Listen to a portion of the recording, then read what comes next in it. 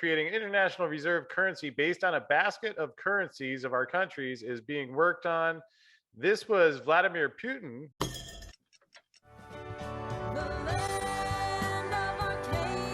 Well, hello there, my friends. Chris Marcus here with you for Arcadia Economics. And in today's show, we're going to be looking at some recent trends from Russia and some of the BRICS nations, Brazil, Russia, India, China, and South Africa, together working on a currency basket for the five-block nation.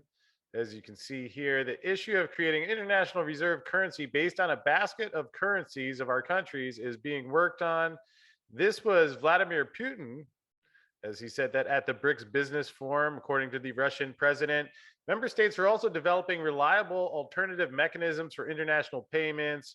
Earlier, the group said it was working on establishing a joint payment network to cut reliance on the Western financial system. BRICS countries have also been boosting the use of local currencies in mutual trade. So, situation continues to escalate, and this is something that a lot of people have speculated about for years. Now it seems more and more in progress.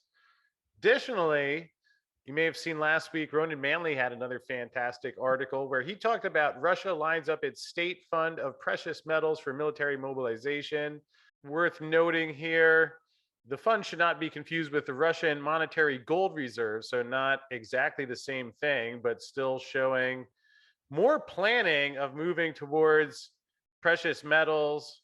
The Ministry of Finance draft bill also proposes that mobilization training includes the protection, safety, and security of precious metals and precious stones. So keep in mind, there were similar amendments being planned as back far as July of 2021, where the Federal Assembly of the Russian Federation published an article stating that the Ministry of Finance of Russia proposes to create a reserve of precious metals and stones intended for mobilization needs of the country.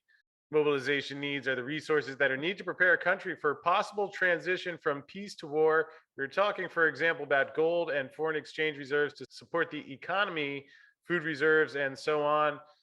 So when you think about what's happened in the past couple of months, it seems like a lot of this was planned for well in advance.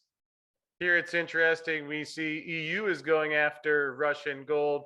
European leaders aim to maintain pressure on Russia at their summit this week by committing to further work on sanctions, a draft document showed, with gold among assets that may be targeted in a possible next round of measures. Gold is one of the possible next targets, according to officials familiar with the discussions. As you may have heard, we saw on Tuesday, June 28th, U.S. blocks gold imports from Russia in latest round of sanctions targeting Putin's war. Interesting to see more pressure put on the gold market, where if you're basically blocking off the Russian supply, everything we've seen over the past decade is that China and others in the East have been happy to buy that up. So you see that happening in the US, you see the EU at least talking about doing it. And as Ronan concludes here, from linking the Russian ruble to gold and energy, to be preparing gold to be used in a general Russian mobilization under a war scenario, the yellow metal continues to be at the forefront of major geopolitical and monetary developments so far in 2022. And now gold looks like it will be playing a leading role in a new round of EU sanctions against Russia. Meanwhile, we had a report last week that a new squeeze hits the London metals market with zinc spreads spiking, LME inventories at a record low, placing strain on buyers. Exchange says it's monitoring the situation in zinc closely, which is, I guess, usually what the exchanges say in situations like that. Interesting after what we saw with the nickel market earlier this year. And this is the second time we've heard concerns about a squeeze in the zinc market. We'll keep an eye on that. Lastly, in this one, something that I know a couple of people have mentioned, we have seen reports of bank runs in China, where they've had their own credit issues as well. And I'll play a little bit of this just so you can see what's going on. Certainly a bit concerning, as there have been issues in the Chinese banking sector, but let's take a little listen here. Hundreds of people in China are standing up to the Communist Party. A protest has broken out. This is what courage in China looks like. 分子啊，受害者有罪论啊，公平！来看一下警察啊，特警、武警，知道了说没用，就是两个字：公平。一圈警察把我们给包围了。 Why are these people protesting? Apparently, they are unable to withdraw money, their own money, from banks. China is witnessing bank runs again. A bank in Henan ran out of cash, so these people took to the streets to protest, and they're not alone in their suffering.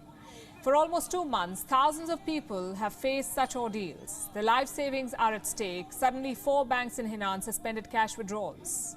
Hopefully we won't see this spread further, although just a lot of economic pressure out there, and something I think is just worth being aware of.